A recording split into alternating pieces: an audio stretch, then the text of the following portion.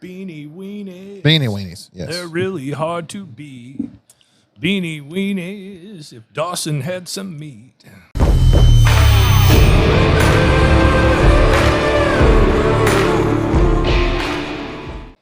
Hey everybody, welcome back to Buddy's Spirits and Cigars. Today we are going to do Shenks bourbon. Shenks. I haven't had this yet. You can see a little bit out of the neck is missing. Fletch brought this one, and we're going to enjoy this. Pretty excited about it. I literally knew nothing about this, but several of the bourbon pages, guys had posted pictures of the bottles and whatnot, and it got me curious. So when Sodies had their allocation sale last fall, I was in there, and there was a bottle. And Where'd you just because I'm curious, where did you fall in the drawing? Oh, I was like 8 or 9 down the list. So that's not bad. Top 10 is pretty good. The 17 Old Fits, the 2 experimental Smoke Wagon Ryes, all that kind of really good shit was long gone before I got to pick. So I didn't figure anybody'd pick that besides me. It's around here, not very well known, but like I said, I was curious. I'd seen it a lot. So it was like a $90 price point or something like that. So I figured, what the hell? And they do like a yearly release of this one, right? This is the 2022 this is a 2022 release. Okay. Small batch. It is 91.2 proof. So it's a Kentucky sour mash as well. It's not actually a bourbon per definition. Yeah. So it's from Michter's, and it is bottle 649 out of 1867. So we'll see what it's all about. Not bad. Not bad. Compared to a previous one, it's pretty weak, but Thank you, sir. Oh, thank you for allowing me to pour that for you. I appreciate it. For people wondering, Terp is just a gentleman. I mean, through and through. So is this a finished, or is it just a straight sour mash? so this is they say it was aged in French oak barrels. Okay. They've been air dried for 2 years before being toasted. So what makes this The not? descriptions say that it's a rye forward profile. So What makes this not a bourbon? Is it not 51% corn or something, or what? I don't know the mash bill on that. Okay. Like I said, man, You called it whiskey. That's why I was wondering if it was. You said something about it wasn't. Well, considered a bourbon, or? It says on the bottle, it is a Kentucky sour mash. So Okay. Well, like I said, that's okay. Sadly, I'm ignorant of this stuff. Like I said, I bought it strictly on a whim because I've seen several guys post it and everybody's raving about it. So I thought, what the hell? Let's see what it's about. Yeah, I've heard very good things about it. Let's see. The nose is pretty decent. Nose is not bad at all.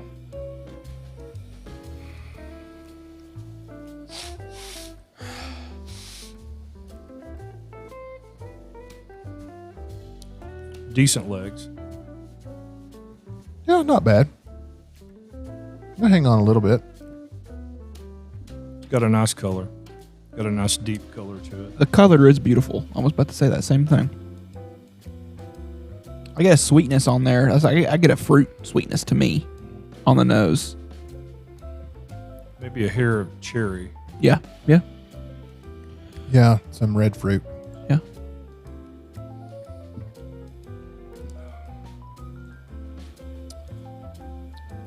It's not, the description of a rye profile, I don't really feel like that's accurate.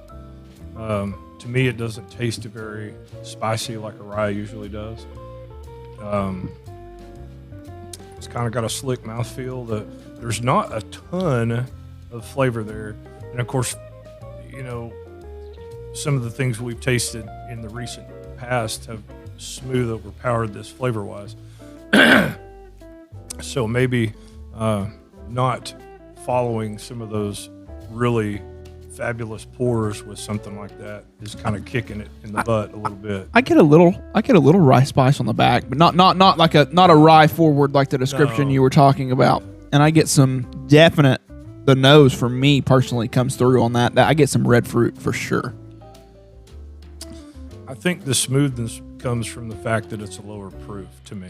I agree, and it doesn't stick around for me at all. It's there and gone. Yep. There's not a lot of lingering flavor to it. It's not a bad flavor, but it's definitely not something that really blows my skirt up. This isn't when I wear one. Yeah. I mean, it happens. What do you think, Turt? I think We all think. No, I'm just that kidding. it does, as far as the palate goes, it does have the concentration towards the back of the palate like a rye does, but it doesn't have that spice and really the prominence that the ryes really put out there. I would love to know the mash bill. It's not a bourbon and it's Right. not a rye, Right. No. but it's a Kentucky whiskey, and I'm not $90 impressed. No. I'm just not. No.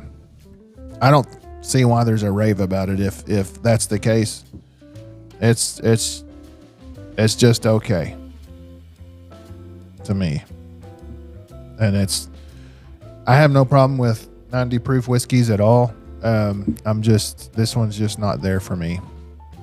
That's just the way I feel about it. But here's the deal: you don't know until you try. You know, so I mean, that's kind of. Yeah, I mean, We've had several that we didn't like. Yeah. Around that price point, even, or maybe even more expensive. Oh yeah. Yeah, for you sure. know? So it is what it is, and I'm not impressed with it. But I'm not trying to crap on something you bought. It's just, Dude, I didn't make it. it is what it is. I'm just Yeah. not a fan of it. So I've just looked it up. It's a 50% corn, 38% rye, 12% malt. Okay. And for it to be a higher rye mash bill like that, It's surprising. you would think we would like it's it a lot surprising more. at a 38% rye that it's not better. But I think they watered it down way too much, and so there went the flavor. Yeah, probably so. And so That tends to happen a lot. at a higher proof, take this over 100, and it might be solid. I mean, it's off by 1% as far as the Bourbon. bourbon's concerned. Yeah. So Isn't that weird how they did that though? yeah, I mean, I guess 1% maybe does make a sometimes difference. they don't want but everything to be a bourbon. They want to True. put out something that's just a Kentucky whiskey. That's different. You yeah. know, I get that. I don't know if I'm disappointed. I don't know if I'm disappointed by it. I mean, it's not anything that blows your, like, as Bruce said, blows your skirt up or anything that I'm like, oh my gosh, I got to find one of those. But it's not bad. No, it's not nasty. by I any mean, I'm means. not disappointed. Right. Like super disappointed. I would like for it to have been better for the price. Yeah. Or if this had been like $50, hey, it's fine. I agree. It's easy to drink. It's a good sipper. I think you could definitely, especially with the flavor being a little bit lesser and the proof being down, if it was hot out, this would be a pretty good warm afternoon drink, It's but- for sure a nightcapper. Yeah. Something that's kind of smooth, that's not gonna give you the Kentucky burn and all that stuff. It's something that you could have a pour of before you go to bed, and you'd be just fine. This is an odd description. I would drink this on a Tuesday. You know what I mean? Like nothing. I'm not saving it for the Friday or Saturday night, something special. But if I'm coming home and I'm like, you know what? I want a decent pour whiskey, something cool. I would drink this happily, and I would sip it, and I would sit up there, and I would smoke me not a heavy cigar, but a lighter cigar, and I would enjoy it well.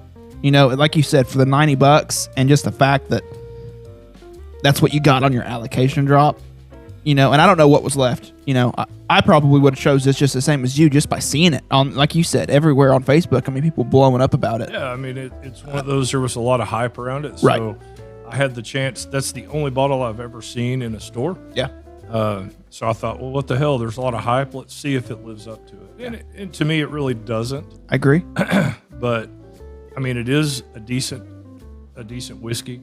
I'm not, like I said, I'm not upset at that, but it would have been nicer had it been higher proof, a little better flavor, and less pricey. So, do y'all mind if I start the rating, or you want to go for it. first? Right ahead. Do it. I'm gonna give this a 3. I get some baking spices on it. I don't. The 38%, is that what you said the rye was? I don't necessarily taste that. That kind of blows my mind.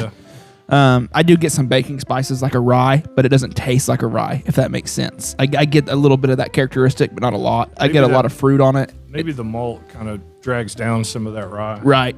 It's a good pour. You know, it's like I said, it's something I would sip on happily during the week. It sucks that it's so hard to find, and $90. That's what really kills it. You know, if this was a bottle sitting on the shelf, like you said, $40-$50, I mean, this would be an everyday drinker for me because I enjoy it, you know, but it's not something that I'm like, man, that's what I'm going to get at my allocation sale for $100, $90. It's just not there for me. Better than your average, you know, something you walk in and drop $60-$70 on for me, but it's just nothing super special. So that's where I'm at. I agree. It's not super special, and it really it doesn't do a lot for me. And quite honestly, not the strength of the alcohol versus the cigar, but the flavors aren't pairing that great to me as well.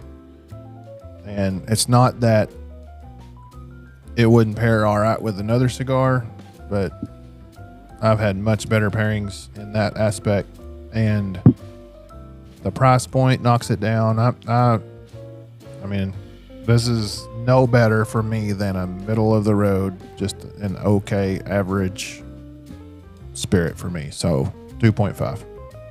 Well, I'm going to split the difference. I had in my head a 2.75. The flavor's not bad. I agree. The price point and the availability around here kicks it right in the butt. This cigar is not the best pairing, but literally I had a little bit out of the neck when I got it, and I was kind of on the fly, so I didn't really get to enjoy it and really dissect it. I just wanted to get a little taste and see if it was actually decent or if it sucked ass, and it was decent, you know, but sitting down here and actually getting to let it air out a little bit and Take the taste time it. to actually take the taste time it. to actually kind of pay attention to the flavors and whatnot. Right. It's a little bit lesser than what I expected, but 2.75 is about the best I could do. That's fair. Yeah, and you know, it's sad to say, and I'm not naming whiskeys per se, but there's just other things that are cheaper that are better. Well, the fact that this That is I enjoy more. this basically is, you know, from the Michter's folks. Yeah. I haven't had a bad Michter's ever. That's correct. I mean, every Michter's I've had has been really good. So knowing that that's who is kind of basically behind this, it is a little bit of a dismay to me. You know, Yeah, because you trust the name. because you see Michter's, like, oh, I'm going to buy that, and I know I'm going to have a good pour. And I wish we had the maybe a few years before to see. You know, maybe was this a flop? I don't know. I haven't had the and years to that's true. know. This is a 22. Maybe You know? that year's just not as good. The other one they do is Baumburgers. It's another one of those, just like Shenks. They threw out these names. They had a Baumburger as well, and they were both sitting there, and I'm like, I'll just grab the Shenks. It was, I mean, it's 50-50 at that point. it was a dice roll, but And if you're a person who loves, you know, 90 proof whiskeys, 80 proof, and you're a lower proof guy, and you love whiskey, or Nathan you know, will love this. Absolutely, maybe this is the bottle for you. You know, I mean, it's not bad. No, You know, and maybe this will blow somebody's skirt up. But I mean, we say we're not proof wars, but were a little bit proof wars. Well, but at the same time, there's 90 proof whiskeys out there that I do enjoy. Eagle Rare. A lot more good flavor. Not that have that's a lot more flavor than this. 100%. Not that this is an Eagle Rare episode, but Eagle Rare over this, I'd buy 2 bottles of Eagle Rare for that. Oh, yeah. 10 out of 10 times. It's not even a question. But maybe Now that somebody you know. else. Right. Now that you know. Right. And that's the thing. I mean, you don't know until somebody pulls the trigger, one of us 3 or somebody in the fan base is like, hey, I would like for you guys to try this bottle out. Let me know what you think. Yep. You know, one of those kind of deals. I mean, we don't know until we do. Yep. And now that we know, that's going to steer me away from, other years. And that's the sad thing. If the first one that we tried on this show is the worst one that they've done up to this point, that sucks. But that's the one we got. That happened with us on Calumet. We'd done the 14 year and we should have bought 15 and 16. I had the 16 at work and I despised it. Really? I poured it out. So. Oh gosh, that's got to be bad. I poured it out. I didn't drink it all. Wow. That's sad. But, Anyway. And so as far as Calumet is concerned on those particular offerings they have, I mean, that's steered us away and we haven't really wanted to pull the trigger on buying the other ones because of that. Yep. So, I mean, it is what it is. So, go ahead with yours, sir. So, I brought the Partagas Classic today. Partagas is a really good brand in general. Their Serie D number 4 Habano, the Cuban cigar, is one of my favorites. It's a very, very good cigar. However, these are not Cubans. So this is a Cameroon wrapper.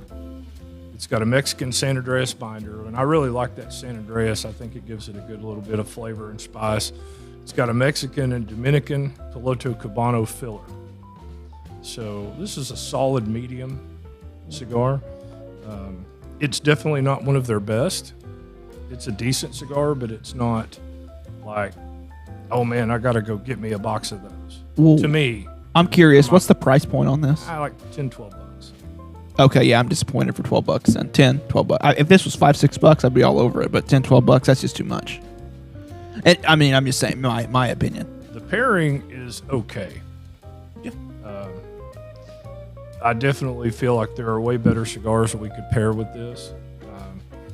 Probably something a little more mild to medium would probably do a little better because I think this one is just farther over medium enough to kind of overpower the spirit, which is the huge thing when it comes to pairings. You don't want to overpower one with the other. So I think this one overpowers that a hair, but or you could flip that. There's other spirits that we could pair with this. Oh, for sure. That would absolutely be a better pairing. Absolutely. And Dawson, to your point, Cameroon rappers are almost in their own league. I mean, you kind of got to be a Cameroon guy to really enjoy Cameroons in that aspect. And Cameroons are very delicate rappers. And I don't think this is a bad cigar at all. It's not bad, but for 12 bucks, I'm disappointed. That's what I was saying. It's not bad at all. You're right. I'm not. 8 to 10, I think, would be a little better. The Camacho Cameroon, phenomenal. I've had it. I thought it was pretty good. I think it was better than this. Now, granted, I haven't smoked them. I haven't smoked one of those recently, but that's just from what I've had. The 2003 Vintage Rocky Cameroon is a really top shelf to me. Okay.